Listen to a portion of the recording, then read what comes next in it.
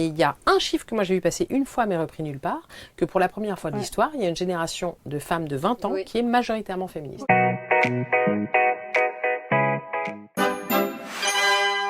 Vieille et moche. Bienvenue dans Vieille et moche. Vous nous trouverez peut-être pas légitimes à nous dire vieille, mais heureusement vous nous trouverez bien assez moche. C'est un magazine féministe mais pas féminin. Et donc aujourd'hui et tout l'été, on vient vous parler, on vient vous donner des chroniques de magazines. La mienne c'est la chronique Lifestyle, je m'appelle Tiffany et je vais vous parler du fait de vivre en marge. Nous allons ensuite donner la parole à Hélène. Oui, bonjour, moi je suis Hélène, Madame Meuf également, c'est mon petit surnom. Je vais vous faire une petite rubrique fête, comment bien vivre avec le fascisme. Et toi, Violaine de Philippi, et moi je vous parlerai de la rubrique sexo, psycho aussi. Ces hommes qui ne les ont pas forcés, mais étaient-elles vraiment consentantes? Et on a une immense invitée, et on a la Précienne parce qu'elle sait faire des émissions, elle en fait depuis très longtemps. J'ai nommé Julia Poyce. Mais bonjour. Au début, on donne la parole à notre invitée parce que comme ça, au moins c'est fait et tout le monde a les infos. Alors, est-ce que tu peux te présenter? Toi, tu la feras mieux que nous. Et puis, donner tes actualités, puisque je sais que tu en as, je les lis d'ailleurs. Eh bien, je m'appelle Julia Foyce, je suis journaliste, féministe, autrice et je viens de faire le grand saut dans la fiction, ça m'a fait un bien fou. Ça s'appelle Les filles de la librairie, c'est sorti mi-mai chez Flammarion. Et c'est le roman fiction féministe de l'été. Mais j'espère bien, oui. Et j'espère bien. C'est pensé pour, je veux dire. Moi j'ai commencé à le lire et c'est très rafraîchissant. Déjà, ça se passe dans le sud. Alors, pour l'instant, au début, il paraît que c'est assez rafraîchissant. Mais l'hiver arrive parce que l'histoire s'ouvre, on est en septembre. Et puis on va rentrer dans l'automne, et puis on va rentrer dans l'hiver. Et puis les choses seront sans doute moins joyeuses encore que. Je crois que en cela, mes héroïnes me ressemblent, évidemment. C'est que quoi qu'il arrive, il y a de la vie quelque part. Ça, oui. Et moi, je crois que ces héroïnes, celles qui t'ont donné l'idée de ces héroïnes, je les connais. Il me semble qu'elles sont très identifiées à Nice, c'est ça? Ouais. Alors, c'est deux d'entre elles, Anouk Aubert et Maude Pouillet, qui tenaient jusqu'au 13 mai aussi la librairie Les Parleuses, qui est une librairie féministe géniale, qui a été vraiment un point de référence pour le militantisme féministe et la résistance queer en général pendant une petite dizaine d'années à Nice. Moi, j'ai eu le plaisir d'y être invitée en 2020 quand j'ai sorti mon premier essai « Je suis une sur deux ». Et une amitié est instantanément née avec Anouk et Maude. Et donc, quand ensuite on m'a commandé ce qu'on appelle une Bible, même si ça n'a rien à voir avec Dieu, mais ou avec une quelconque déesse. En fait, on m'a commandé une Bible pour une série. Et on m'a demandé de raconter quelque chose sur ce que serait la vie des femmes d'aujourd'hui. Le seul truc qu'on m'a demandé, c'est les producteurs de l'époque, c'était il y a 2 ans, ils m'ont dit il faudrait un lieu unique pour que les trajectoires puissent converger, un point de convergence, quoi. Et tout de suite, cette librairie m'est venue. Donc c'est vrai que la librairie des Parleuses, qui s'appelle Les Affranchis, dans mon livre, pour me donner la latitude aussi d'imaginer ce que je veux, c'est quand même le principe de la fiction, cette librairie est le point de départ. Maude et Anouk ont inspiré 2 des personnages, et après, c'est toute une bande, en fait, il y a 6 nanas, 2 mecs, à peu près, plus une kyrielle de personnages annexes qui évoluent autour de cette librairie-là. Et moi, j'avais eu le plaisir aussi de les rencontrer au Salon du Livre de Nice quand j'ai sorti mon roman, mon premier et seul pour le moment. Et en fait, j'étais donc dans ce salon du livre à Nice, il est dans le grand square public extérieur, etc. Et t'as des grosses vedettes. Et moi, j'étais entourée. Donc, j'étais reçue par les Parleuses. Et j'avais à ma gauche Valérie Benaïm de TPMP et à ma droite une actrice très très belle, je crois qu'elle s'appelait, qui faisait un bouquin. Et donc, il y avait 2 files énormes d'attente pour la meuf de TPMP. Une actrice très belle. Moi, j'étais, moi, j'ai un truc de gauchiste, j'ai un truc de gauchiste. Et donc, les filles m'avaient dit, mais on se demande ce que tu fous là, madame meuf. Non, parce que Nice, c'est pas vraiment ton public. priori, c'est pas. Ouais, mais alors ça, oui et non. C'est-à-dire que moi, ce qui m'a beaucoup plu dans cette ville-là, il y a beaucoup de choses qui m'ont plu, outre le fait que c'est une ville qui est très italienne et que je suis à moitié italienne et qu'en fait, à chaque coin de rue, vous avez l'impression de repasser la frontière et que ça, c'est quand même très agréable. Mis à part le fait que c'est une ville qui est quand même ouverte sur le large et donc où se sont croisées énormément d'influences et ça donne un bordel architectural que j'adore. Oui. C'est incroyable. Il y a c'est d'une beauté foutraque assez hallucinante. Il y a effectivement ces vieux conréacs qu'on a tous en tête, ça il n'y a pas de problème. Il y a un goût du luxe qui est très présent, mais il y a aussi, et ça on le sait moins, il y a une histoire queer militante qui est très enracinée là-bas. Nice est globalement dans le top 5, si ce n'est dans le top 3 des villes les plus LGBT-friendly de France quand même, et ça on le sait pas assez. Il y a des poches de résistance. Par exemple, le fondateur de Guépier a longtemps vécu à Nice, et c'est là à Nice qu'a germé l'idée de ce qui reste quand même l'un des premiers magazines LGBT, enfin en tout cas à cette audience-là, l'ancêtre de Tétu, il est quand même né là-bas. Je veux dire, il y a une tradition féministe aussi. Il y a des choses qu'on raconte moins et qui moi m'intéressaient parce que déjà dramaturgiquement, mais après. Comme militante, ça m'intéresse de savoir comment ces contrastes-là peuvent cohabiter, comment tout ça se conjugue, et puis comment c'est possible que dans une seule et même ville, il y ait toutes ces influences-là. Donc moi, je suis pas très étonnée et même assez réjouie que tu te sois retrouvée dans ce salon-là, au milieu de gens si différents de toi. Et c'est aussi ce que Nice permet, quoi. C'est des paradoxes que tu as repris dans l'écriture de ton roman, du coup. Ouais, parce que pareil, ça c'était intéressant. D'un point de vue narratif, de raconter ça, moi, ce qu'on vit toutes et tous en ce moment, c'est quand même une espèce de guerre des mondes et pas de guerre des genres, mais là, on est quand même à la croisée des chemins, avec deux possibilités. Très clairement, et dans mon roman, c'est un peu ça aussi, c'est-à-dire que vous avez autour de cette librairie une kyrielle de personnages qui, pour des raisons diverses et variées, ont été catapultés hors du centre, vers les marges. Et là, ça rejoint le travail que je faisais en radio, parce que moi, c'est quelque chose qui m'a toujours intéressé, le sentier de traverse plutôt que l'autoroute 5 voies, parce que je trouve que il y a un peu plus de chances d'y trouver de la densité humaine dans ces itinéraires bis. Donc vous avez que des gens, cette bande-là, c'est que des gens qui, soit parce que ils n'ont pas la vie affective ou la sexualité mainstream, soit parce qu'ils sont pas blancs, soit parce que ils sont pas nés dans les bons quartiers. Bref, d'une manière ou d'une autre, ils se sont retrouvés en marge, et en même temps, face à cette librairie, est construit, et ça je l'ai pas inventé, c'est vrai aussi, le plus grand commissariat d'Europe. Donc il y a vraiment un affrontement entre deux mondes, c'est vraiment un western, et pour le coup, d'un point de vue narratif, c'est hyper intéressant de s'intéresser à la façon dont ce groupe-là va évoluer dans un monde où il y a des vieilles haines bien tenaces, où il y a le retour de certains refrains qu'on pouvait croire disparus, et c'est dans cette librairie-là que va se cristalliser ce conflit-là entre deux mondes, avec la très forte envie. Je pense que ça se lit dans le livre, que ce soit les gentils qui gagnent à la fin, mais avec une vraie possibilité que ce soit eux, parce que eux, ils ont un sens du collectif qui leur donne une force redoutable.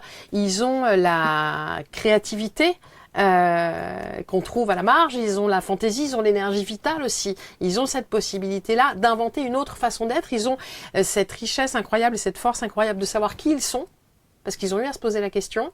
Donc, et je crois que la lectrice ou le lecteur va préférablement s'identifier à eux qu'à tous les autres autour. Ça dépend de quel lecteur. Une très bonne transition, parce que tu nous parles à la fois de fête et à la fois de fascisme.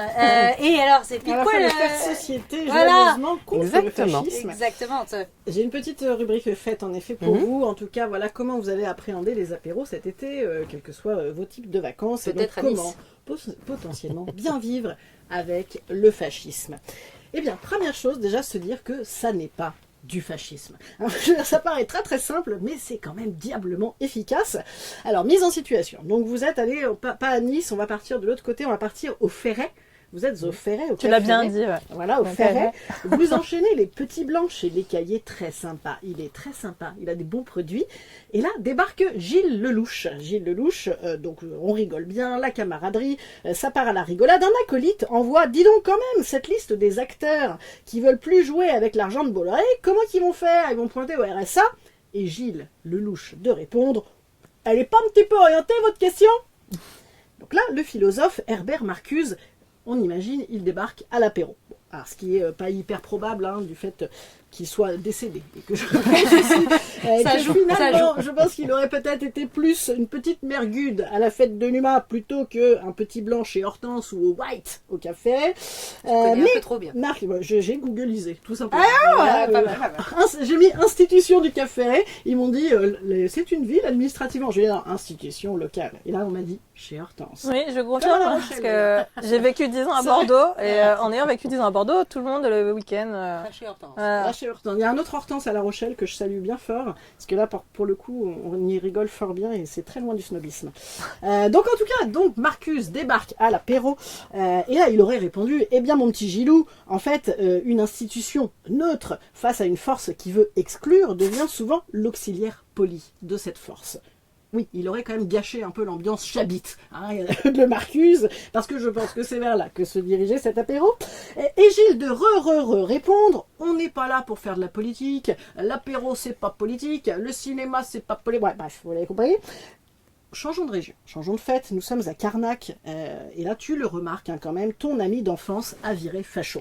Car oui, c'est vrai qu'à Carnac, on se sent quand même sacrément menacé par l'immigration du 7e arrondissement de Paris. Et bien sûr, il argumente ton copain en te disant « Non mais ça va, c'est bon, aujourd'hui, c'est pas du fascisme ». Alors tu vas tenter de lui dire que il ne s'agit pas uniquement de traquer les chemises brunes et les saluts nazis, tu vois. Et quoique, parce que quand Elon Musk faisait un salut nazi, rappelez-vous, on se demandait si ça n'était pas un hommage à la reine d'Angleterre et à ses petits saluts, ou aux petits chats chinois, tu sais, qui font coucou quand on passe une porte. Donc oui, quoique. Mais bon, donc ensuite ton ami va continuer, il va te dire, oui, mais aujourd'hui, moi je ne connais qu'une seule force anti-système, et c'est évidemment le Rassemblement National. Alors tu peux proposer un jeu des 7 erreurs à ton ami, en lui disant, dis donc quand même, conquête institutionnelle, alliance avec les élites, normalisation, tolérance de l'intolérable, police qui ont quand même des pouvoirs quasiment de milice. Dis donc, est-ce que ça ressemblerait pas à du fascisme ? Il n'a pas abandonné, ton ami se réclame également de la tolérance. Bien sûr, il te dit « Mais dis donc, et alors, ma liberté d'expression ?» et te lance un petit Florent Pagny. Effectivement, tu passes quand même des vacances de merde, a priori. La prochaine fois, pars tout seul. Et donc, tu peux tenter d'expliquer à ton ami que l'homophobie, le sexisme, le racisme, en fait, ne sont pas de simples points de vue. Voilà. Et qu'en fait, il est en train de tolérer un discours qui organise l'exclusion, la violence, la hiérarchie, et donc qui donne au pouvoir oppressif un sentiment de légitimité démocratique. T'es motivé là quand même pour Tu gâches expliquer l'ambiance, tu gâches ton ami. l'ambiance. Mais Maxence t'explique à nouveau, ça va, on est libre. Voilà, tu aurais beau lui expliquer que le capitalisme donne une impression de liberté, en effet, parce que tu consommes ce que tu veux, et puis tu te distrais, et puis adapte-toi, et puis finalement trouve ça normal, voilà, mais ce serait peine perdue, évidemment, tu le sais, l'adepte du RN est généralement aussi autonome qu'un mec dans une secte, donc je te conseille un truc, c'est d'aller prendre un bon bol d'air frais.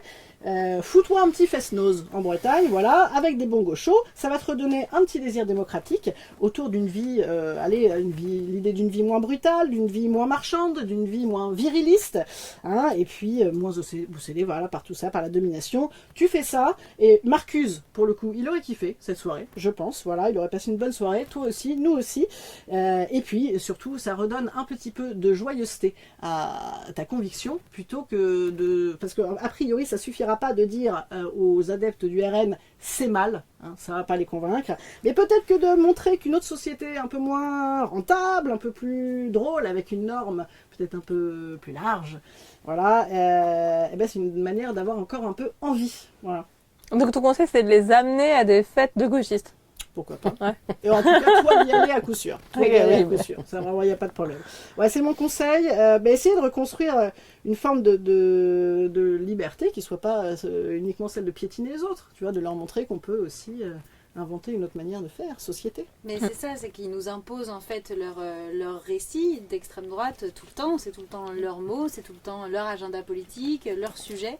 Et en fait, je trouve que là où on n'arrive pas, pourtant on essaye, j'ai participé par exemple à un livre des éditions La Mer Salée, on était 28 plumes, qui s'appelle Utopienne, bienvenue en 2044. Et donc notre objectif, et on a été plein à galérer à ça, c'était d'imaginer qu'à partir de maintenant, tout se passe comme vous voudriez. Utopie, vraiment. Imaginons, tout s'aligne. Dans 20 ans, qu'est-ce que ça donne? Et de faire rêver, en fait, à la suite, à des futurs possibles. Et on a du mal à encourager ce récit, à encourager nos mots, nos imaginaires et à faire rêver à ça. On a l'impression que c'est soit le fascisme, soit on ne sait pas. Soit Édouard Philippe. Voilà, on ne savait pas rêver. Et donc, ouais, et pour moi, c'est ça que ta chronique pose, quoi. Et c'est aussi ce que tu dis d'ailleurs sur il y a peut-être plus de densité, plus à s'inspirer de la parole de personnes en marge qui proposent autre chose. Non, mais je crois qu'en fait, c'est vrai qu'aujourd'hui, je ne suis pas sûre qu'ils aient imposé tant que ça un agenda, parce que le fait est que les féministes aussi ont réussi à imposer des mots, un vocabulaire et donc une pensée depuis quelques années. Ils sont pas seuls à la barre, c'est pas vrai. Je crois pas. En revanche, c'est vrai que je nous surprends parfois, et quand je dis nous, c'est nos tribus à nous, à s'excuser pour des fondamentaux qui engendraient une forme d'humanisme, en fait. Hein. Pardon, désolé, on n'est pas homophobe, désolé, on n'est pas sexiste, comme si ces valeurs-là pouvaient être remises en question, comme si c'était nous qui étions de gentils naïfs, qui envoyions le monde à sa perte, parce que avec des bons principes qui ne reposaient sur aucun fondement. Et je crois qu'il faut résister à cette tentation de l'excuse, parce que elle est forte. Il y a des moments où on se dit oui, non, mais pardon, on voulait juste dire qu'en fait on a le droit de coucher avec un homme si on est un homme. Enfin, pardon, désolé. Donc je pense qu'il y a face à ce rouleau compresseur. Il faut résister à la tentation de l'excuse et de la justification. Et en fait, je crois, c'est mon nouveau mot en ce moment, mais parce qu'il me repose beaucoup, je dis la flemme. C'est-à-dire que vraiment, je n'ai pas envie d'avoir à me justifier, d'avoir à expliquer des choses qui sont des fondamentaux et au contraire pouvoir les marteler. Mais alors, ça dépend de l'état de forme dans lequel tu te trouves, parce qu'il y a des fois, tu n'as pas cette énergie-là. Et c'est OK. C'est OK. Ça dépend aussi de ta position, c'est-à-dire qu'évidemment, moi, j'ai 50 balais, je suis bourgeois, je suis hétéro, je suis blanche. Je suis bien sûr beaucoup plus facilement en position de dire, en fait, c'est nous qui avons raison. Et que peut-être que si j'avais 20 balais, ou si j'avais pas la bonne couleur de peau, ou si j'étais d'une manière ou d'une autre précarisée, je m'entendrais parler là, maintenant, et je dirais facile à dire. N'empêche que je crois que si jamais il l'emportait, ce serait aussi sur notre résignation et notre faculté à se dire c'est fini, on a perdu, parce que de toute façon on est nul, en gros. Bah non, en fait, c'est pas fini. Non, mais c'est pour ça que le montrer, enfin le agir et le agir collectivement, c'est encore à valoriser. Enfin, tu vois, oui, justement, le discours, ça n'est pas du tout perdu. Quand on a vu, alors ça a donné ce que ça a donné, un déni démocratique, mais quand on a vu ce qui s'est finalement passé au moment évidemment que c'est possible, bien sûr. Il y a eu un mouvement, il y a des mouvements. Alors après. Bien sûr, et politicienne fait son affaire et assez mal, mais en tout cas sur le modèle de société, sur le fait de parler bruyamment aussi, enfin tu as complètement raison sur le langage qu'on arrive à coloniser, ce mot n'est pas beau mais voilà, c'est ce putain de genre de combat là, ou à récupérer, ça fonctionne, ça commence à fonctionner, mais en effet sur montrer que c'est pas une société bénie, cucu, les petits oiseaux. Non, mais que c'est une affirmation de certains principes qui n'ont pas à être justifiés parce qu'ils sont en fait inaltérables et que c'est comme ça qu'on fera société et pas autrement. C'est-à-dire qu'au contraire, ce qu'ils nous proposent les uns et les autres, enfin, je veux dire, cette espèce de gigantesque concours de quéquettes organisé à échelle planétaire, ça nous envoie quand même dans le mur. Mais on a encore la possibilité de proposer autre chose. Et moi, je le vois à chaque rencontre avec des lecteurs ou des lectrices où là, par exemple, on m'a demandé d'intervenir aux Ponts et Chaussées. Alors, école dans laquelle il n'y a que 30% de femmes, mais dans laquelle il n'y en avait que 3% dans les années 70. Mais parce qu'il y a pour le coup, il y a deux personnes, un homme et une femme à la tête d'une cellule égalité qui organisent vraiment bien les choses, qui font plein de trucs et sur le signalement des violences et sur le repérage et sur l'organisation de conférences autour de questions féministes et tout. Bref, il y a un vrai boulot qui est fait et en fait, moi j'ai vu la salle au début de la conférence, les étudiants ils étaient comme ça et à la fin, parce que, en l'occurrence moi, je veux dire, quelqu'un leur disait, en fait c'est pas foutu. Ils avaient juste besoin d'aller choper cette énergie-là pour dire ok, on va au combat. Et en fait, on peut gagner, bien évidemment qu'on peut gagner. Ouais. Moi, j'en suis convaincue. bien sûr. Là, tu nous aides pas sur la transition parce que derrière, c'est ton sujet qui fâche. Esmérant, c'est. Alors, je peux te faire la présidentielle est un concours de quéquettes. Je peux te faire. Non, le sujet. Alors. C'est vrai qu'il y a beaucoup de quéquettes là sur la ligne de. Ouais. Départ, hein. Ouais. Mais il y a que ça. Mais même au niveau international, c'est-à-dire qu'ils sont là à se taper sur le torse comme ça et à jouer encore à celui qui a la plus grosse. C'est fatigant, mais encore une fois, il reste un an et quand il a dissous l'Assemblée, vraiment, on croyait que c'était foutu. Et il y a eu ce mouvement-là. Donc ça veut dire qu'on a ces forces-là et que ceux qui ont été mobilisés au moment de la dissolution, ils sont encore tous mobilisables en fait. Donc c'est loin d'être perdu.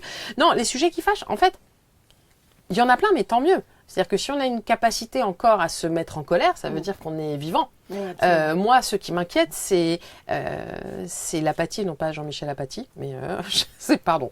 On l'a. Désolée. On a entendu, tu l'as dit. Désolée. Voilà. Donc non, ce qui m'inquiète, c'est ça, c'est la léthargie, c'est de voir comment certains vont anticiper sur une victoire qui, encore une fois, n'est pas jouée, et par excès de zèle, vont vouloir tout de suite se mettre du bon côté du manche, au cas où ça tournerait. Moi, c'est cette apathie-là, qui m'inquiète. Par contre, le fait qu'on se fâche tous les 4 matins et même 20 fois par jour, mais tant mieux. C'est juste que pour nous, les gonzesses, c'est quelque chose qui reste toujours très mal vu, bien évidemment. Je crois qu'il y a un essai qui est sorti tout récemment sur la colère des femmes que j'ai très envie de m'acheter parce que Élodie Pinel. Ouais, je pense que c'est extrêmement intéressant de travailler cet aspect-là des choses parce que l'une des façons les plus sûres de nous soumettre et de nous cantonner à cette espèce de douceur perpétuelle et d'empathie universelle et donc de nous dénier une capacité à nous foutre en colère. Encore que Iris Bray avait dit, un jour je l'interviewais sur cette radio dont je ne citerai pas le nom et en fait je lui parlais de la colère, elle m'avait dit non, c'est encore trop faible par rapport à ce qu'on ressent, c'est de la rage et elle a raison et il y a de quoi être... Oui, et puis après, il y a cette manière dont le patriarcat va caricaturer cette rage avec des termes comme hystérique. Bien sûr. Voilà, donc, bien sûr, sauf que la colère et la rage, ça tient debout et c'est aussi ce qui permet d'avancer, quoi. Moi, je suis grave d'accord avec ça. Mais moi, je suis aussi quand même inquiète sur justement l'apathie généralisée sous couvert de divertissement. Aujourd'hui, quand même, notamment dans les générations non votantes, donc assez jeunes, je ne sais plus quels sont les chiffres de l'abstention sur les 18-35, c'est monstre encore, enfin, c'est historique, hein, ça a toujours été comme ça. Mais là aujourd'hui, on est quand même tellement... on nous anime, enfin tu vois, dans le capitalisme, maintenant c'est plus obéi, c'est effectivement consomme, sois un petit peu libre de ce que tu veux, regarde, tu vois, tu as des libertés, tu as des points de vue, puis tu regardes ce que tu veux, et en fait à force t'es lobotomisé devant ton machin, là, dans ton gadget d'iPhone, et tu bouffes le même contenu, parce que l'algorithme fait que tu as en fait une seule, enfin en fait ça s'alimente, donc tu ne vois que le même genre de truc, donc tu es persuadé que tout le monde pense comme toi, et donc ça t'enferme dans un machin, et les gens restent devant ça, et ça crée une apathie. Et moi, je trouve ça ultra flippant quand même, ça. Mais tu veux dire toute génération confondue ou les jeunes? Les jeunes, toute génération confondue, ouais. Mais bon, en tout cas, les jeunes vont quand même moins voter que Bernard et Brigitte. Ouais, sauf que je trouve qu'on tape beaucoup sur cette génération-là. Que moi, je la trouve au contraire. Je trouve qu'elle a une façon aussi. Alors, ouais. Ah oui, bien sûr. Bien plus elle se politise à mort sur Insta, sur le langage, etc. Mais quand même. On n'arrive pas à les intéresser au vote. Oui, enfin en même temps, il faut voir qui on leur propose, quoi. C'est ça, c'est qu'on n'arrête pas de voter par dépit aussi. On vote par dépit pour des vieux briscards qui sont là depuis des décennies et qui s'accrochent à leur fauteuil. Moi, je sais pas si et en plus tout récemment, on leur a donné un exemple qui est quand même assez fatal de tu votes, mais en fait ton vote, on va chier dessus et on se torchera avec. Donc en fait, moi je comprends très bien cette désaffection du politique et je trouve qu'au contraire ils ont d'autres façons d'investir le débat public et que non, c'était pas forcément mieux avant parce que moi par exemple quand j'avais 20 balais, les 8 mars place de la Bastille où on était une vingtaine au doigt mouillé, là en fait je trouve qu'il y a de plus en plus de jeunes femmes qui sont là dans la rue, qui manifestent. Je trouve qu'elles sont radicales, elles sont drôles, elles sont drôlement radicales, elles sont radicalement drôles, quoi. Ouais, non mais je suis hyper d'accord avec ça, vraiment hyper d'accord sur celles qui sont déjà investies et qui sont déjà investies politiquement, mais sur tous ceux qui le sont pas, cet outil là cet outil enfin, on pourrait se faire opérer à cœur ouvert sous TikTok. Franchement, enfin, moi, tu me fous le truc, je suis comme ça complètement lobotomisée. Tu peux me faire n'importe quoi et je peux accoucher de triplé, je m'en rends même pas compte tellement je suis lobotomisée. Et donc moi j'ai quand même accouché sous la télé, je crois, mais je trouve que c'est et sous couvert de divertissement, voilà, sous couvert de chansons de Thibaut InShape, sous couvert et c'est rigolo, c'est divertissant et ça fait et ça. Je ne nie évidemment pas les dangers des réseaux sociaux, mais déjà je dirais pour toutes les générations confondues. Oui, c'est juste plus dommage pour la jeunesse, mais après je crois qu'il y a une chose qui n'a pas changé à travers les âges, et c'est Boson qui disait ça, c'est que toutes les générations ont considéré que celle d'après était plus molle, plus apolitique, plus léthargique. Et je veux dire, ça, c'est quand même une constante. C'est ça de la génération. La musique des jeunes, c'est de la musique de merde. Voilà. Et d'ailleurs, on peut conseiller le livre Sois jeune et tais-toi de Salomé Saké, qui est magnifique sur la question. Aux éditions et puis Payot. aussi le rapport aux éditions Payot, et puis aussi le rapport du HCE, qui montre qu'en fait, il n'y a pas une jeunesse, mais des jeunesses. Ouais. Et qu'il y a en majorité les jeunes femmes qui sont mobilisées dans les causes progressistes, et puis une majorité aussi de jeunes hommes qui, eux, sont dans la règle. Et ce qui est marrant, c'est que je crois que comme on adore, d'une part, se faire peur et d'autre part, taper sur la jeunesse, en fait, n'a circulé dans les médias que l'info selon laquelle les valeurs masculinistes étaient en hausse.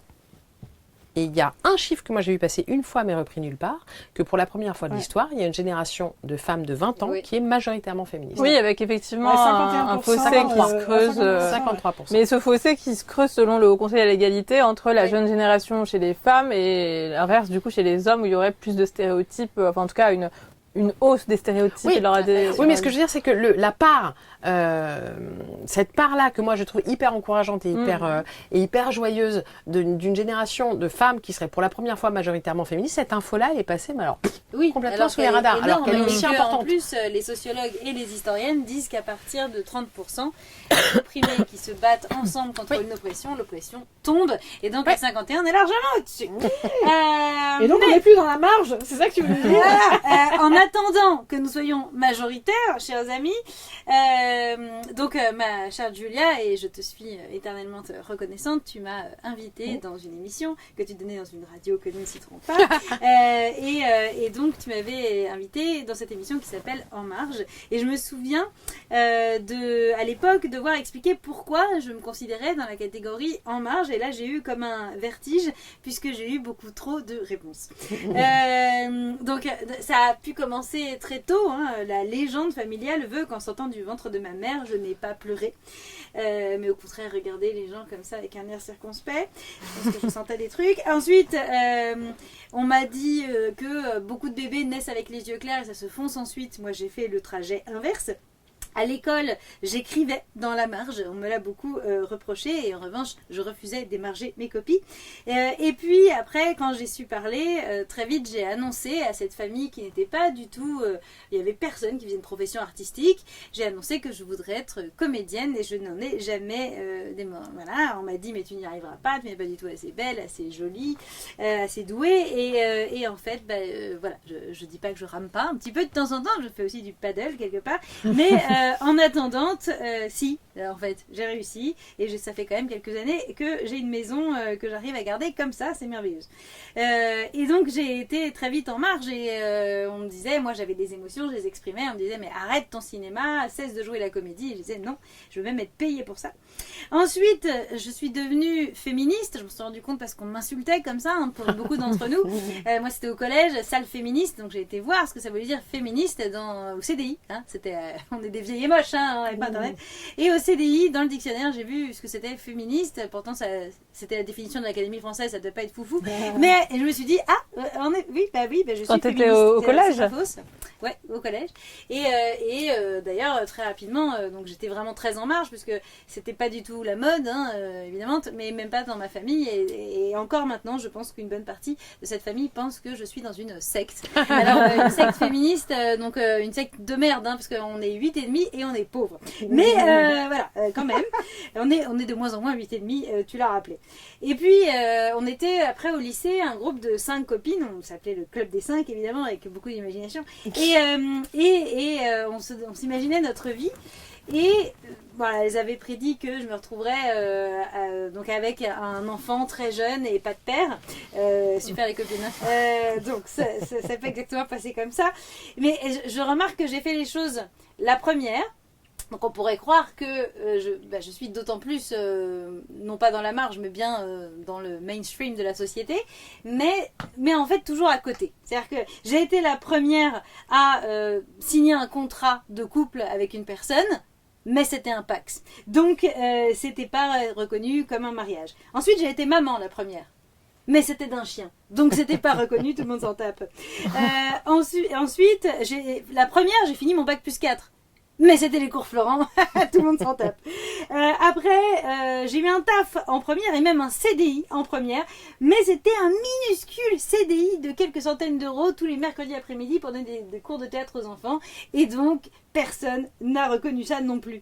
Ensuite, je me suis mise un peu plus à la marge puisque je suis devenue végétarienne, puis végétalienne, végane, animaliste. Donc là, si vous voulez être à la marge dans un repas de famille, bienvenue.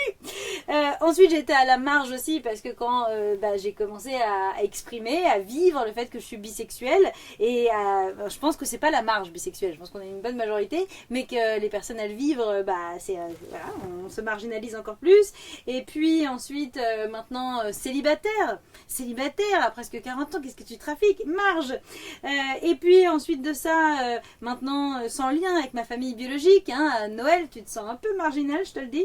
Et puis après, intermittente, précaire, TDAH, et puis ça me rappelle tous ces moments où j'ai été victime de harcèlement scolaire, où on m'a mise à la marge, en fait, toute ma vie.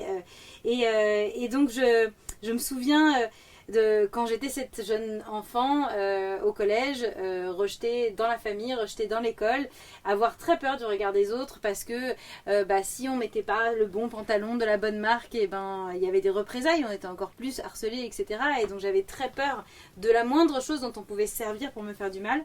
Et aujourd'hui, je vois que j'assume la marge énormément parce que quand je me vois, et j'ai réalisé ça encore avant-hier, au parc, en pyjama, parce que pourquoi s'habiller en pleine journée avec tout le monde qui est autour, qui profite des beaux jours et qui pique-nique et qui me regarde puisque j'ai 2 chiennes autour de moi, un pigeon sur l'épaule et que je suis en train de cueillir des branches de saule parce que je nourris mes cochons d'Inde avec, mais les gens se disent quelle est cette sorcière en pyjama avec ses animaux, le pigeon qui cueille des branches, que fait-elle? En plus elle les choisit, donc je pense que tout le monde se dit qu'elle est cra, et j'en ai rien à taper. Et j'ai eu un moment donné où j'ai vu de l'extérieur cette scène et je me suis dit ah là là, tu as bien grandi. Donc oui, je suis en marge, Macron est en marche, moi je suis en marge, et je revendique ce droit-là de pouvoir exister depuis les marges. Et effectivement, merci d'avoir eu cette démarche de deviner et de savoir et d'affirmer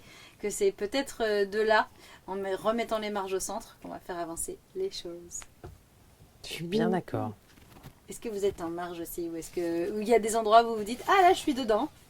Je suis dans le... Voilà, en fait, non. Moi, j'ai un truc assez drôle parce que moi aussi, je suis une SBB, là, une sale bourgeoise blanche. Et moi, j'ai eu une éducation très classique, très bourgeoisie de province. Ma mère est mini, mon frère fait médecine comme papa, quoi, ce genre. Et en fait, moi, je suis devenue, à force d'appropriation personnelle, de réflexion, de colère, de combat, de choix, de psy, de plein de trucs, j'ai réussi à me connaître, voilà, comme je disais tout à l'heure. Et en fait, aujourd'hui, moi, je suis vraiment profondément, vraiment, je déteste toute convenance et je suis très allergique à toute la convention.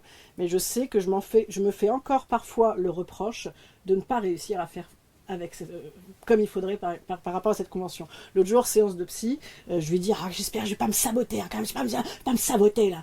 Et elle me dit mais en fait, quand est-ce que vous êtes saboté? Ah oui, c'est vrai, jamais. Et en fait, c'est oui, et enfin, ah oui, c'est vrai, j'avais pas pensé.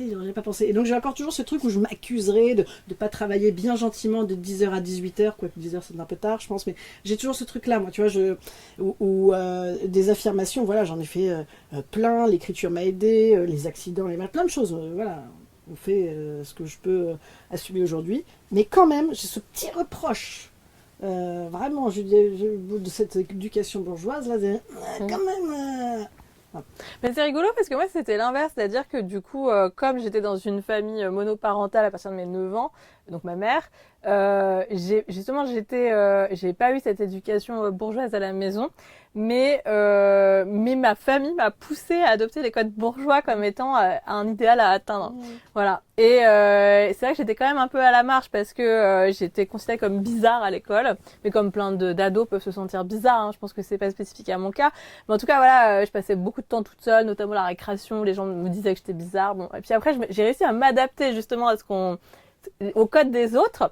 Et ce qui fait qu'à un moment, je crois que j'étais complètement bien intégrée dans la fac de droit de Bordeaux à l'époque, dans justement ces codes bourgeois. Tu parlais de chez Hortense, où ils vont justement le week-end, où je me suis retrouvée dans des milieux qui n'étaient pas du tout les miens de base, comme si c'était un achèvement. Voilà, pour mes grands-parents, notamment quand j'étais avocate, la photo de moi avec ma robe a été dans leur cuisine, dans l'entrée, pour bien que tout le monde voit que leur petite fille était devenue avocate. Et finalement, j'y suis revenue à la marge, je crois, d'une certaine manière, en tout cas aux yeux des gens de ma promotion de l'école des avocats il y a plus de 10 ans, parce que j'ai vu à travers leur regard et leur retour de la majorité, en tout cas peut-être la minorité bruyante en tout cas, mais sur mes travaux, qui trouvaient ça bizarre, et ce retour à finalement à une forme de marge, je crois que ça m'a fait plaisir parce que j'ai eu l'impression de redevenir un peu moi-même finalement. Parce que quand j'ai sorti classé sans suite, franchement j'ai eu des retours d'avocats que je pensais intelligents, mais vraiment terribles. Je me suis dit c'est pas possible d'être aussi con et de défendre des gens devant les tribunaux, quoi, de type non, mais de toute façon, c'est de l'idéologie parce que c'est faux, il n'y a pas autant de classements, il y a qu'à aller au tribunal pour voir toutes les affaires qui s'entassent de violences intrafamiliales, etc. Je dis bah ouais, mais en fait, c'est parce que vous plaidez juste ces dossiers qui sont pas classés. et que des réflexions comme ça qui sortaient de nulle part. Et je me suis sentie vraiment en décalage justement de cette majorité mais qui est présenté comme un idéal à atteindre. C'est là où je voulais en venir, quoi. C'est que quand tu y es pas, on te dit, bah voilà, si tu veux réussir dans la vie, il faut un bac plus, je sais pas combien, cocher des cases, et j'en coche quand même beaucoup, puisque je veux dire, je suis quand même pas à la marge dans le sens où je suis hétéro, maintenant bourgeoise, et avec une famille tout à fait classique, hétérosexuelle. Enfin voilà, là, je suis enceinte de mon 2e enfant, donc il y a encore beaucoup de choses qui sont pas à la marge. Voilà, à quoi ça me faisait penser. Et toi? Moi, j'ai eu la chance de grandir en étant élevée par des parents qui nous ont laissé la liberté essentielle d'être tous les 4 qui on était. Et ça vous donne quand même un rapport à l'existence qui est assez chouette. Moi, j'étais une gamine, j'ai eu des copains imaginaires avec qui il y en avait beaucoup, hein, avec qui j'ai parlé longtemps. En fait, autant ça énervait beaucoup ma mère. Tu te souviens de leur prénom ? Évidemment. Évidemment. Comme tu as dit beaucoup. Ah mais bien sûr, non, je les ai encore en tête. Ma mère, ça l'énervait beaucoup parce que en fait, quand elle m'appelait, par exemple, quand on devait aller au cinéma, j'arrivais toujours très lentement parce que ils étaient plus petits que moi, donc ils marchaient plus lentement et donc je marchais avec la main derrière. Ma mère me disait tu montes dans la voiture, tu montes dans la voiture. Je disais attends maman, ils arrivent. Mais mon père, lui, par contre, trouvait ça hyper chouette et donc ce côté un peu à côté de la plaque a toujours été très encouragé chez moi, donc ça c'était chouette. Mais après, je pense aussi que il y a la marginalité apparente et en fait à l'intérieur de soi on peut être complètement straight parce qu'on a des visions très arrêtées sur des choses. On peut être au contraire très straight en apparence et en fait pas tant que ça. Je veux dire, on peut l'avoir été à certains moments de sa vie et plus du tout à d'autres. Il y a quelque chose, en fait, moi je plaide pour plus de souplesse par rapport à tout ça, une espèce de porosité des frontières quelle qu'elle soit. Et moi il se trouve que oui, je viens d'une famille très bourgeoise, blanche, hétéro et compagnie, mais quand même, par exemple, on est en pleine épidémie de sida dans les années 80, mes parents choisissent pour nous garder les enfants un couple de mecs, ce qui est quand même pas banal, alors encore heureux qu'ils n'aient pas fait de discrimination, mais par contre, dans leur groupe de potes, on était quand même les seuls à être gardés par 2 mecs qui étaient en couple en plus. Nous, ça nous a permis avec ma sœur, la petite, d'avoir une grande conversation un jour avec ces 2-là sur ce qu'était l'homosexualité. On a posé toutes les questions qui nous passaient par la tête, ils ont répondu à tout, et à partir de là, c'était terminé, il n'y a plus une seule question. Donc voilà, c'est cette ambiance-là, mais c'est aussi des parents qui viennent. Moi, j'ai pas un grand-parent de la même nationalité, de la même religion, etc. Donc c'est un goût pour le bordel qui est quand même assez prononcé, et pour le mélange et la relativité des cultures qui est quand même assez prononcée. Donc mon terreau, c'est celui-là.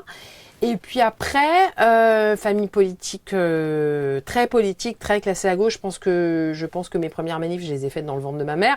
Donc avec l'idée que le monde, s'il te va pas, tu peux le changer en fait. Donc ça, c'était quand même une sacrée chance. Et puis avec une mère qui balançait des pavés en 68 pendant que mon père changeait les couches de mon frère.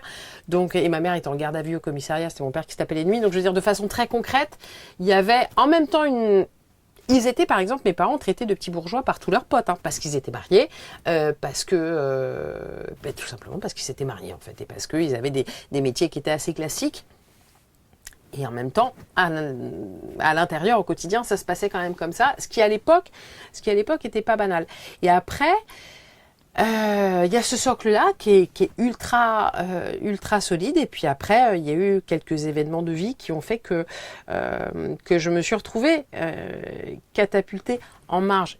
Croyais-je, puisque à l'époque, quand à 20 ans je suis victime de viol, c'est surtout une époque où on n'en parle absolument pas. Donc moi, je crois vraiment qu'on est très peu nombreuses à qui ça arrive. J'ai compris aujourd'hui qu'en fait, je faisais de toute façon partie du centre, puisque la majorité des gonzesses, en gros, je dis souvent qu'on ira plus vite quand on commencera par compter celles à qui il n'est jamais rien arrivé du tout. Donc voilà, sauf qu'à l'époque, moi, je me vivais comme très seule, parce qu'on n'en parlait pas du tout. On est en 97, hein, donc voilà. Et puis, et à partir de là, il y a mon itinéraire bis, il a commencé là.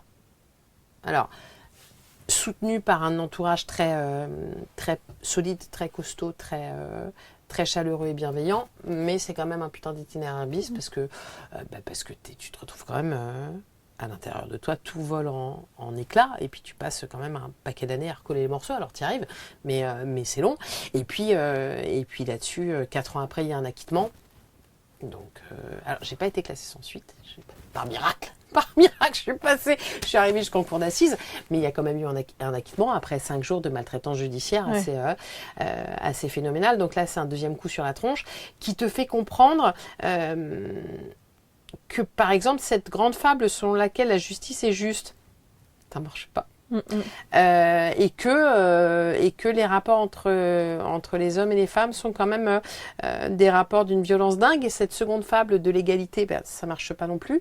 Puis tu te rends compte qu'en fait c'est la troisième fable, celle de l'universalité, qui ne marche pas non plus. Et petit à petit t'as ton rideau qui se déchire, et ça fait mal et ça fait peur parce que tu bascules dans un monde où tout est à réapprendre, à repenser et à reconstruire autrement. Et puis au fond, c'est ce qui est de plus enthousiasmant, c'est que justement tu te retrousses les manches, et que comme t'es pas toute seule, parce que dans l'intervalle t'as compris que on était une armée, tu te dis on y va, en fait ce monde-là on va le défoncer, puis on va en construire un autre. Et puis tu parlais voilà, j'allais dire pareil.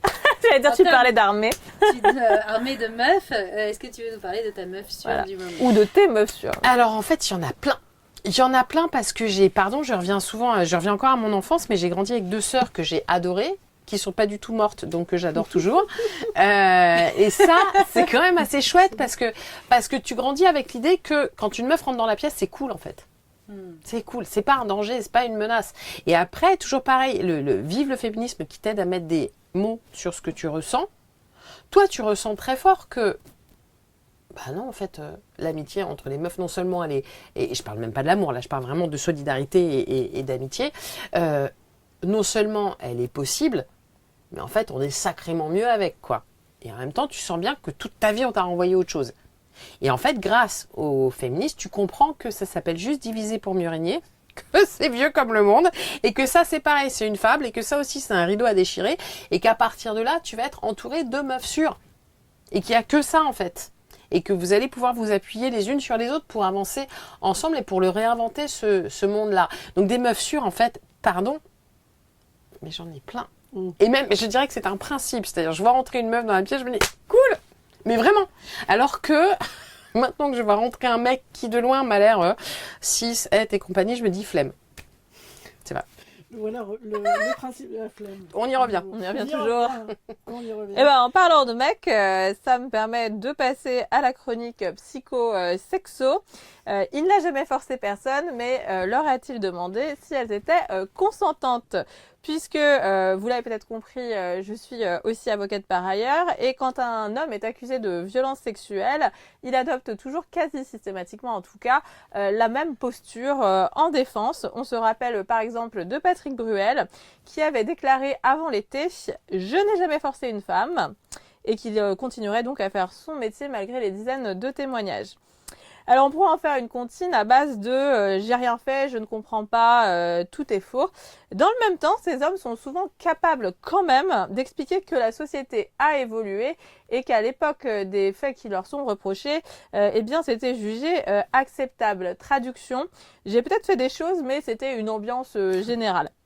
Alors, si on va par là, un minimum de cohérence de leur part voudrait qu'au lieu de tout nier en bloc, comme ils savent très bien faire, ces hommes se demandent s'ils ont pu, à une époque, adopter des comportements considérés par eux et par la société comme pas si graves, mais en réalité terriblement violents pour les femmes qui les ont subis.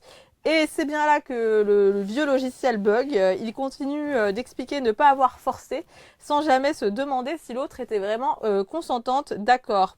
Comme si l'absence de lutte physique, finalement, c'était ça, le consentement. Comme si une femme qui ne hurle pas, ne mord pas, ne s'échappe pas par la fenêtre, ne se cache pas dans le placard, était automatiquement consentante. C'est l'éternel grand quiz sexo du patriarcat. Bon, elle a pas crié, c'est qu'elle était d'accord. Elle était sidérée, elle pouvait pas bouger. De toute façon, je sais pas ce que c'est la sidération, donc elle était d'accord. Elle était jeune, vulnérable, intimidée. Elle voulait quand même, puisqu'elle était là. Donc le problème, c'est que c'est une confusion bien pratique entre je n'ai pas forcé et elle a consenti. Et bien sûr, ce n'est pas la même chose. Or, dans beaucoup de récits d'hommes, pour eux, c'est le consentement, ça revient à dire, attendez, je l'ai pas maintenue physiquement pour qu'elle reste ici, elle est juste pas partie, donc elle était d'accord. Alors finalement, je me suis demandé quelle ligne de défense serait plus entendable si, dans une autre vie, je serais avocate de la défense, ce que je ne suis pas fort heureusement. Mais je pense qu'en fait, cette défense-là, elle est complètement surannée et qu'il serait peut-être intéressant qu'un homme, un jour accusé de violence, puisse dire « J'ai été socialisée dans un monde qui m'a appris que certains comportements étaient acceptables, voire valorisés en fait, et je comprends aujourd'hui qu'ils ne l'étaient pas. Je mesure que des femmes aient pu être blessées, sidérées, humiliées, abîmées, et je vais interroger ma propre histoire, mes gestes, ma façon d'agir et d'interagir. Ça, en tant qu'avocate, je pense que c'est quelque chose qui serait intéressant de plaider, mais que je ne plaiderai pas parce que j'ai aucune envie de défendre ces hommes. Mais ce que je veux dire, c'est que de remettre en perspective, de remettre ce qui les a amenés là, plutôt que de dire non, moi j'ai rien fait, toutes ces femmes mentent, et en fait, si elles sont traumatisées, j'y suis pour rien, ça devait être un autre qui les a violées, elles sont restées sur leur traumatisme précédent. Et plus juridiquement, et là c'est l'avocate qui parle, ça permet de remettre en question l'élément intentionnel de l'infraction et pas finalement de nier les faits sur l'aspect matériel.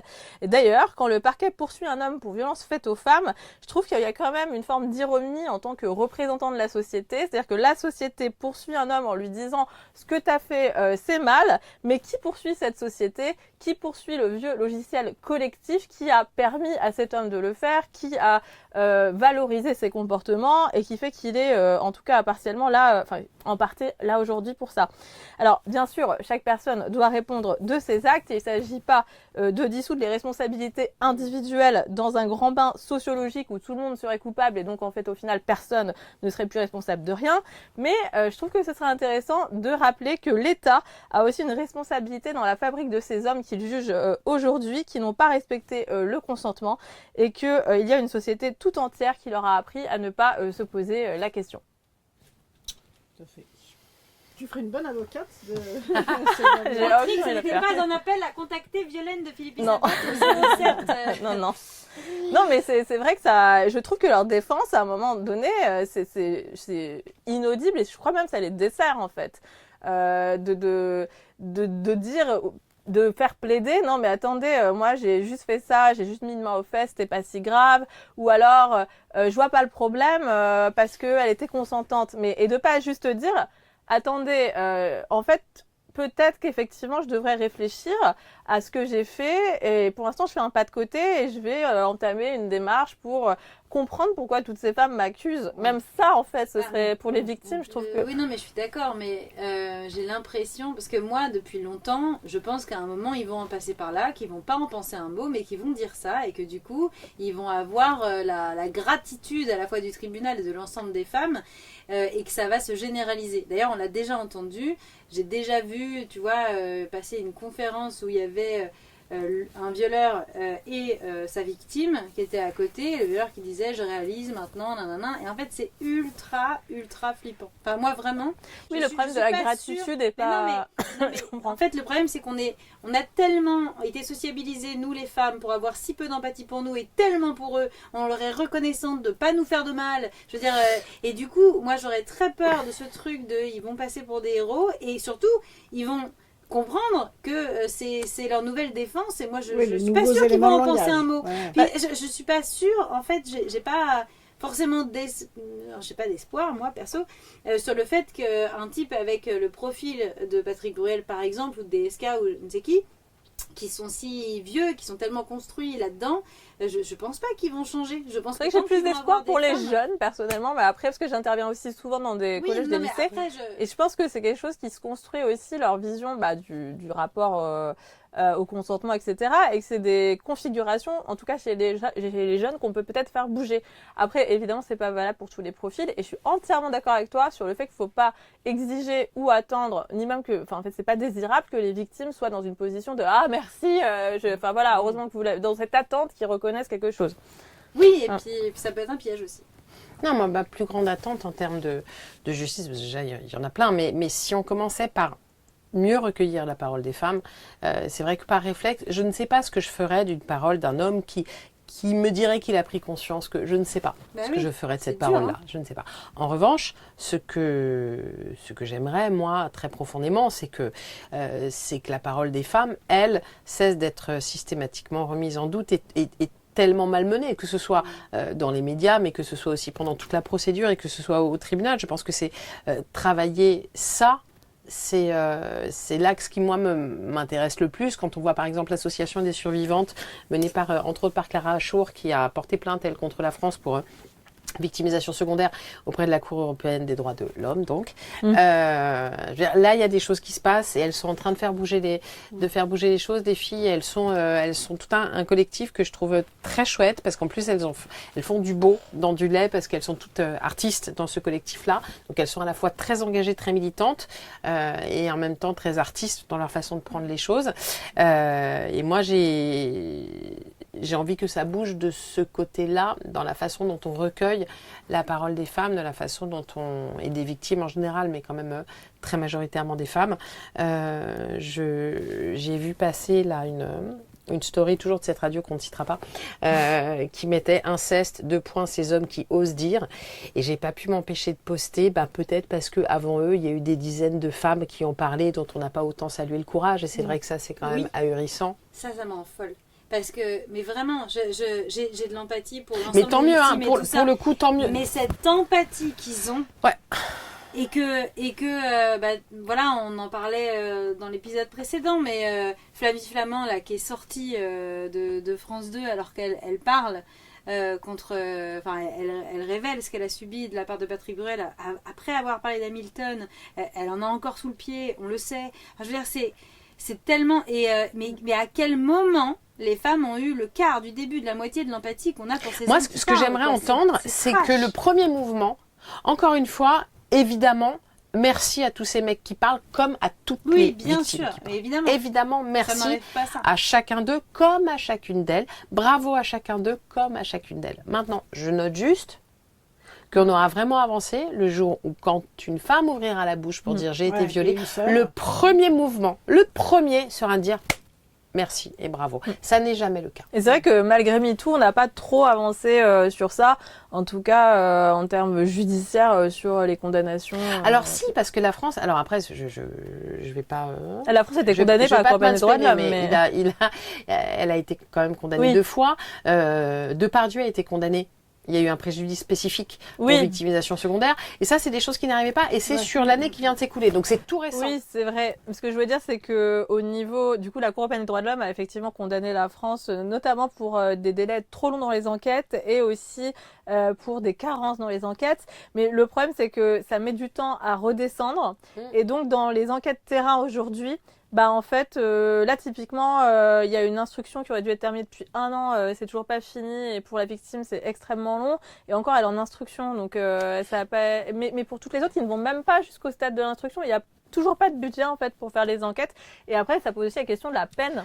Quand on les condamne, qu'est-ce qu'on en fait, quoi? Ouais, alors ça, c'est effectivement une question qui est hyper intéressante. Et moi, quand on m'a invité là tout récemment à débattre de cette question-là, et j'ai juste répondu que, pardon, mais avant de s'interroger sur ce qu'on en fait, moi j'aimerais qu'on les condamne. Et voilà, c'est sûr. Et puis ensuite, on parlera de est-ce que la prison c'est bien ou pas.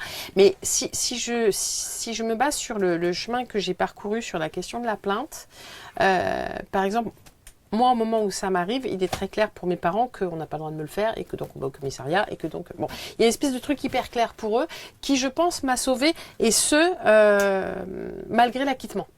C'est-à-dire que le fait que les personnes les plus proches de vous vous rappellent de façon aussi claire que ce qu'on vous a fait, c'est non. Et ne vous pose pas une seule question du type et pourquoi tu étais là à cette heure-là, etc. C'est non. Et là, on est en 97. 97. Ouais. Et donc moi, je sors de là portée par un père qui croit profondément aux institutions de la République. Et donc je sors de là convaincue que quoi qu'il arrive, oui, il faut porter plainte. Et je suis dans ce discours-là pendant 10 ans. Sauf que je fais au bout de 10 ans ma première enquête sur un état des lieux du viol en France et je rencontre à ce moment-là Muriel Salmona, je rencontre Emmanuel Piette, donc Muriel Salmona, psychiatre spécialiste du post-trauma et notamment en matière de violence sexuelle. Emmanuelle Piette, je le dis pour celles et ceux qui nous regardent, présidente et cofondatrice du collectif Féministes contre le viol, donc des nanas qui me donnent des outils pour penser le viol en tant que système. Et là, en fait, je comprends que faut porter plainte, il est bien naïf. C'est-à-dire que, vu la lenteur de la procédure, vu l'argent que ça va coûter, vu ce qu'elles vont prendre dans la tronche, en fait, je deviens beaucoup plus nuancée. Je dis, quand ce sera le moment, si vous êtes bien entouré, si vous êtes prête à perdre, parce que c'est ce qui risque de se passer. Il faut aussi passer par trouver d'autres biais de reconstruction que celui-là, parce que il peut aussi bien vous bousiller que vous reconstruire. Et en fait, depuis 1 an ou 2, je suis de nouveau en train d'infléchir mon discours parce qu'on voit arriver des avocates féministes qui le disent, qui disent moi je ne défends pas les violeurs, moi je défends les femmes. Il y a toi, il y a Anne Bouillon, il y a Élodie Tuaillon, bon, il y a toutes ces gonzesses-là. Donc là, j'ai une perspective à offrir aux nanas qui ça vient d'arriver. Je dirais porte plainte, mais chope-toi une avocate féministe qui va leur faire mordre la poussière, quoi. Voilà. Donc il y a ce qui raconte quand même une évolution dans le traitement judiciaire de ces affaires-là, je trouve. Oui, je comprends. Mais c'est vrai que, alors après je peux pas parler pour les autres, parce que je sais pas si c'est leur ressenti, mais c'est vrai que en tout cas en tant qu'avocate, j'ai souvent l'impression de me battre contre le système. Et c'est-à-dire que normalement on est là pour être auxiliaire de justice et accompagner les victimes. Et en fait on est obligé de rappeler tout ce que tu viens de dire. Oui, les risques de classement. Ouais, mais sauf qu'à mon époque, des avocates qui se disaient féministes, il n'y en avait pas. Oui, il y avait Gisèle Halimi. Oui, mais je veux dire, moi j'étais dans le creux de la vague. C'est-à-dire que dans les années 70, oui, mais quand ça m'arrive à la fin des années 90, il n'y a pas beaucoup de nanas qui disent moi je vais défendre les victimes de viol parce que vous n'avez pas le droit de leur parler comme ça, vous n'avez pas le droit de leur rouler dessus. Et moi j'ai eu des avocats qui étaient certes très gentils, très sympathiques, mais qui ne m'ont pas permis de mettre des mots sur la violence qu'on m'a faite pendant l'instruction et pendant le procès. Voilà. Ça, aujourd'hui, c'est des outils qu'on a. Et qu'on avait conscience quand même? Ils en avaient conscience? Je crois même pas. Ouais. Je crois qu'on était à une époque où on disait c'est comme ça, parce que, toujours pareil, chaque mis en cause a le droit à une défense, et on se rend pas compte que ça n'autorise pas pour autant à maltraiter les parties civiles. Mais bref, donc non, si mon avocat m'a évidemment soutenu en cour d'assises, il a dit deux, trois phrases très fortes dont je me souviens encore. Par exemple, il avait dit dans sa plaidoirie, il aurait fallu qu'elle se présente devant vous encore couverte de sang, de sperme et de larmes pour que vous la croyiez. Donc ce concept de la bonne victime, il m'était arrivé. À ce moment-là, il y a le procureur qui s'est levé à un moment donné en plein milieu des débats en disant, mais vraiment fou de rage parce que pour le coup j'ai été très maltraitée, en disant on peut pas lui en vouloir de vouloir aller bien, parce que moi j'avais voulu reprendre une vie, quoi, en fait. Voilà. Tu disais tout à l'heure ton chemin, quand tu disais ça a été le début de mon chemin bis. Je pense que ça doit parler aussi à beaucoup de femmes qui ont vécu des VSS, donc des violences sexuelles, qui en fait pensaient aller peut-être par là, et ça change complètement la vie. Et finalement, heureusement qu'il y a des femmes comme toi qui montrent que c'est possible après, quoi. Ouais. Alors, et en même temps, ça c'est une ligne de crête parce que on se rend compte en fait que si on ne dit qu'une chose, c'est-à-dire il y a un après, en face on vous dira c'est pas si grave, on s'en remet. Mais en même temps, si on dit cet après, qu'est-ce qui coûte? Mais qu'est-ce qui coûte?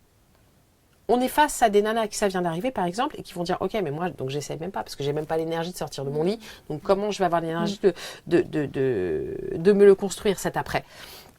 Donc c'est une ligne de crête où je crois qu'il faut pouvoir dire que, évidemment, qu'on a droit à un après, parce qu'il y a cette idée selon laquelle derrière il n'y a pas d'après, c'est une façon de nous mettre le stigmate à vie, et plus jamais on a le droit de rire, plus jamais on a le droit d'aimer, plus jamais on a le droit de baiser, plus jamais on a le droit de tout le bon de la vie, parce que dans le fond on est souillé par le viol nous-mêmes. Ça, je veux dire, c'est quand même très très très très ancien comme conception des choses. Donc évidemment qu'on y a droit, évidemment que quand on y arrive, tout a plus de goût, plus de saveur. Évidemment que aujourd'hui j'ai une vie qui me ressemble et j'ai pas une vie à demi. Certainement pas, mais déjà j'ai eu la chance d'avoir l'entourage que j'ai eu, et ce qui n'est pas le cas de tout le monde. Et ensuite, ça m'est arrivé tard, ça m'est arrivé à 20 ans.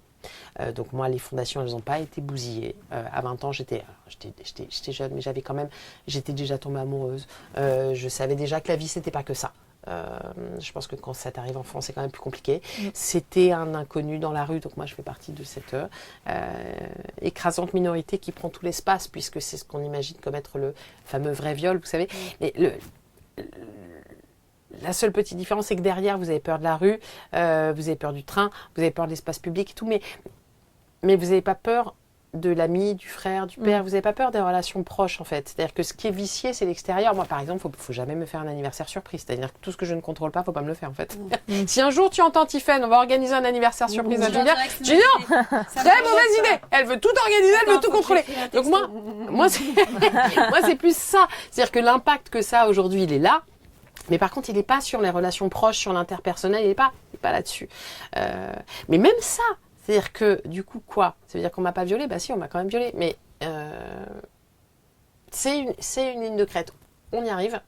Je pense que les filles d'aujourd'hui ont une possibilité plus grande d'y arriver parce qu'on est toutes là, parce qu'on leur tend la main, parce qu'elles savent qu'elles ne sont pas toutes seules, et parce que pour les moments où elles flanchent, il y en a d'autres qui vont continuer le combat pour elles et qui vont leur faire un câlin entre deux manifs. Donc je pense qu'il y a une possibilité, en tout cas, elles sont 1 sur 6 à entrer dans leur sexualité, même si j'aime pas le mot, par un rapport forcé. Pareil, j'aime pas le mot, mais c'est le mot qui est employé par cette enquête. Nous toutes, 1 sur 6, c'est énorme. Ça enlèvera pas ce qu'on leur a fait, mais par contre, ça leur donne des outils pour penser pourquoi on leur a fait et pour comprendre très vite que c'est pas parce qu'elles ont déconné. C'est parce que le système, il est comme ça, et que donc le système, on va le défoncer. C'est d'autant plus émouvant de t'entendre parler comme ça que la première fois que je t'ai vue, c'était quand on a tourné en 2010 avec Manu Piette, exactement, avec LF, Viol, là on doit changer de camp. Ouais. On se souvient très bien, et c'était un moment où, il y a eu un tel chemin en fait. Ouais. Et puis rappelle-toi, à l'époque, c'était un manifeste contre le viol, mais les mots qui avaient été choisis étaient si vous, quelqu'un de votre entourage a été victime de viol, parce que personne n'aurait osé à l'époque dire j'ai été victime de viol, là où aujourd'hui on le dit. Donc en fait, pareil, sur ne nous résignons pas, je veux dire, oui bien sûr, le chantier il est colossal, oui il y a encore, on en a encore pour un paquet d'années, oui il y a encore des paquets de kilomètres à faire pour que ce monde soit enfin juste et doux, n'empêche que on peut regarder aussi 2 secondes d'où on vient. On peut se dire bravo pour le travail accompli, pour le chemin fait. On peut se... Oui, ouais. brava. Franchement, merveilleuse. Brava, exactement. C'est une très belle façon de lancer nos questions. Alors là, le but, c'est de répondre extrêmement vite parce qu'on a très peu de temps. Donc, moi, j'ai un rêve de petite fille. Je dois commencer. Mon rêve de quand j'étais petite? Un rêve que tu avais quand tu étais petite fille. J'en avais plein. Vas-y, commence toi. Un rêve de petite fille, dégager les monstres qui allaient arriver sous mon lit. Putain, c'est positif. Voilà, c'est mon rêve. Ne jamais mourir. Jamais. Mais parce que mon père me racontait que lui, il avait mangé des baies qu'il avait rendues immortelles. Donc comme j'adorais mon père, je voulais faire comme lui. Bon, spoiler, il est mort. Hein, donc en fait, ça marchait pas son truc. Mais j'avais ce rêve-là. Je me disais, comment je fais pour contrer la mort? J'étais déjà un peu mégalo. T'avais essayé Jésus, ça marchait pas non plus. Non. Si j'ai trouvé, j'étais fan d'une série où c'était un groupe mixte qui faisait des enquêtes avec des filles badass qui cherchaient les méchants. Je trouvais ça vachement stylé. Je voulais faire comme elle. C'est ce que tu fais finalement. Alors, je suis pas procureur, mais ouais, je me dis dans une autre vie, peut-être j'aurais fait procureur.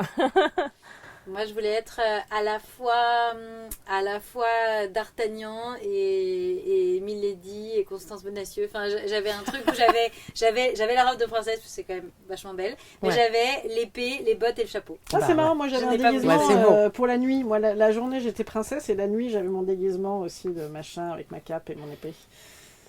Question petite vieux. Alors, votre occupation préférée pour cet été? Oula. Eh bien, mon occupation, lire des bouquins ultra denses. Parce que moi, je suis contre. Alors, j'en ai un à vous proposer. Voilà, justement, on va revenir là-dessus. Hein, Je suis les contre filles de la la vieille. lecture d'été, genre il faudrait lire de la merde. Au contraire, c'est le moment de l'année où on a un temps monstre. Et donc, lire des trucs bien denses. Notamment le livre de ma congénère. Non, moi, je veux ne rien foutre. Je veux zéro objectif, zéro to-do list. En fait, on va toujours au même endroit, qui est l'endroit dans la maison de vacances où je vais depuis que je suis née, qui En est en Italie, Campanie, c'est ça, ouais, en face de la Sicile. Et en fait, on arrive là-bas. Chez Maria Carolina, Mmh. des deux Sicile. Mais exactement, juste là. Puis laquelle Et des en deux fait, c'est un endroit où, à partir du moment où on pose le pied là-bas, on sait plus quelle journée. Mais vraiment. Et en fait, je veux ça. Ça fait rêver. Je veux ça et je veux rien faire, en fait. Rien du tout. T'invites des copines. La maison est ouverte aux 4 vents. Non, bah moi, il faudrait que je prenne des vacances. Ça fait 7 ans que j'en ai pas prise. Ah oui. Ouais, ça fait beaucoup. Oui, parce que les masculinismes gâchent mes étés depuis quelques temps. Mais là, j'aimerais arriver à écrire un livre et à me concentrer. Et pour ça, je pense que j'ai besoin d'un traitement pour le trouble de l'attention. Donc, je vais faire tout ça comme occupation. Ça va être super.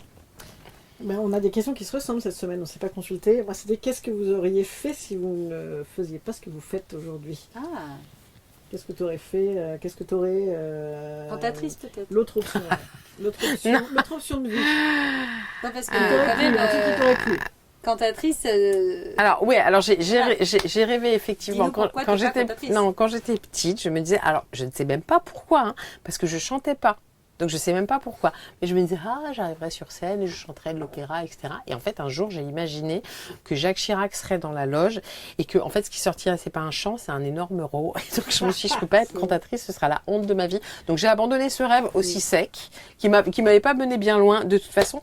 Non, qu'est-ce que j'aurais. Non mais en fait pardon, je vais être décevante, mais je suis exactement à mon endroit. En fait, j'ai la chance immense de faire un métier que j'aime et qui me permet d'être à la fois libre, parce que écrire, c'est quand même un pouvoir fabuleux, surtout quand c'est de la fiction, mais même, on se parle de pouvoir, mais pendant toute l'affaire Bruel, à un moment donné, moi j'ai cette rage qui monte, bah en fait, je peux appeler Libé, je peux dire s'il vous plaît, je peux écrire s'il vous plaît. J'ai 3000 signes à faire là s'il vous plaît et je l'ai fait et ça fait du bien, donc c'est à la fois une liberté, c'est un pouvoir, c'est un plaisir, donc je suis à mon endroit, même si mon fils cadet m'a dit hier que mon travail il était nul parce que j'avais même pas de cantine. Je dis t'as raison, C'est vrai, ça. t'as raison, Ah, c'est moi nul. aussi, mes gamins, avant, moi je bossais dans la politique, j'étais assistante parlementaire, je me suis bien fait chier. Mais j'avais effectivement des petits Noëls pantagruéliques au Sénat et des cantines et des machins. Et mes enfants, quand j'ai quitté ça, ça me. On va plus aller au petit Noël, c'est horrible. C'est vrai que t'en as moins maintenant. Bah moi, en fait, je vous dirais comédienne. C'est-à-dire que vous allez me dire, oui, mais t'es comédienne, donc finalement t'es à ton endroit. Bah, pas vraiment. C'est-à-dire que moi, j'aurais aimé faire ce métier-là dans longtemps, si tant est qu'on gagne. C'est-à-dire vraiment faire l'équivalent du métier de comédien et pas objet sexuel. Tu vois ce que je veux dire? C'est-à-dire que là, chaque comédienne qui fait vraiment ce métier de comédienne doit l'inventer en fait. Doit chacune le réinventer. Comment tu fais autre chose qu'être objet sexuel? Comment vraiment, comme un homme comédien, tu as des émotions, enfin tu joues des émotions, tu racontes des histoires, etc. Voilà. J'avais vu ça sur j'aurais bien aimé. j'avais vu ça sur Insta, une nana qui avait dit c'est pas que je veux pas être mère, c'est que je voudrais être père. Voilà, exactement. En fait, comédien femelle, faudrait que ça veuille dire comédienne un jour. Et ben, je pense scénariste, réalisatrice, enfin plus du côté moins carré que le droit, même si du coup je l'exerce d'une manière pas forcément carrée. T'as écrit une fiction aussi. Oui, ben je suis en train, non mais donc je reprends finalement cette direction un peu plus à la marge entre guillemets des métiers bien carrés. Espèce de marginal. Et d'ailleurs, cet été, du coup, je termine mon cursus de philo. Je vais rentrer, je vais poursuivre en doctorat l'année prochaine normalement, mais donc je ferai mon mémoire. Donc on va dire que je reprends mes marques sur ce que j'aime faire, c'est-à-dire avoir plus de liberté qu'une profession ultra codifiée quand même, qui me plaît et que j'aime beaucoup, hein, mais où je me sens où je me reconnais pas forcément dans la majorité des autres avocats et avocates. Heureusement, comme tu en as cité plein qui sont géniales. Voilà, il y en a quand même des super comme Anne Bouillon, Isabelle Steyer, etc. Mais ça reste des profils un peu... Ah, ça reste des profils... Merci, c'est gentil. Mais ça reste des profils atypiques, ces femmes. Et voilà, donc peut-être j'aurais évolué dans un métier moins codifié. Voilà. Eh bien, merci à toutes. Merci On a beaucoup. été ravis de te recevoir. C'était magnifique de t'entendre comme d'habitude. Est-ce qu'on peut rappeler où est-ce qu'on peut trouver tes derniers livres? Dis-nous les titres. Alors, d'édition. Les filles de la librairie, édition Flammarion. A priori, on a inondé toute la France. Donc, vous le trouverez facilement. Ou bien en passant par mon Insta. Il y a un petit lien dans ma bio. Julia vous pourrez Foy, le... Insta. Oui, pardon. Julia Foy 75. Pourquoi 75 alors que je suis dans 76? Je sais pas pourquoi j'ai fait ça, mais je peux plus le changer. Donc bref, Julia Foy 75. Et la couverture est dessinée par ma cousine, qui est une jeune féministe italienne qui s'appelle Clara Foy, qui a un talent fou. Et donc, voilà, rien que pour la couve. Et après aussi pour quelques pages qu'il y a à l'intérieur. Mais sinon, Et il y a vous pouvez, quelques aventures aux éditions La Meute aussi. Oui, alors qui sortent début octobre ou mi-octobre si tout va bien. Je vais écrire la suite enfin ce que j'appelle la suite de Pas tous les hommes quand même, qui était Génial, le je premier. savais même pas qu'il y avait Bah, la suite. Hein. En fait, c'est la suite dans le sens où quand après Pas tous les hommes quand même, qui a plutôt bien marché, quand je faisais des rencontres, la plupart des nanas venaient me voir en me disant mais qu'est-ce qu'on fait une fois qu'on a posé le constat des violences masculines? Est-ce qu'on cesse de relationner avec les hommes? Donc a priori, si tout va bien, sort en octobre. Je suis pas misandre, j'ai un ami mec. Génial. Hâte de le lire. Voilà. Merci beaucoup. Nous, on dit alors, nous. vas-y, alors moi je dis salut, nous, je dis nous, together. J'ai l'impression, tu sais là, que tu me fais le focus quand t'es au repas de Noël, qu'on dit c'est à toi. Oui, alors ça va super. Oh, Hélène Bézier, Oui, on peut bonjour, voir où tes moi, spectacles. je t'ai pas raconté ce que je ferai dans ma vie plus tard, mais je te le raconterai une autre fois. Mais si. Et je ferai écrivaine barre de plage. Moi, il manque juste barre de plage à mon bonheur. Voilà. Et donc, vous pouvez T'écris écouter ou barre mon de autre plage, podcast ok. s'appelle Madame Meuf. Vous pouvez aller voir mon spectacle qui s'appelle Testostérone partout en tournée. Et vous pouvez lire mon livre qui s'appelle Très très feutré. Allitération en...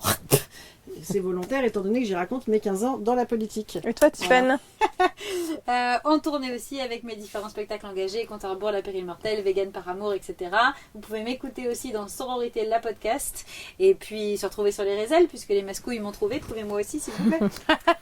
Et toi? Et pour ma part, mon prochain livre sort en septembre aux éditions La Meute aussi. Et mes deux précédents livres, vous pouvez les trouver en librairie, Classés sans suite aux éditions Payot et La Résistance écarlate, Les femmes face au nouveau backlash. Et effectivement, je travaille sur une fiction pour 2027. Ça, c'est dans plus longtemps. Merci beaucoup. Merci Julia surtout. Merci Julia.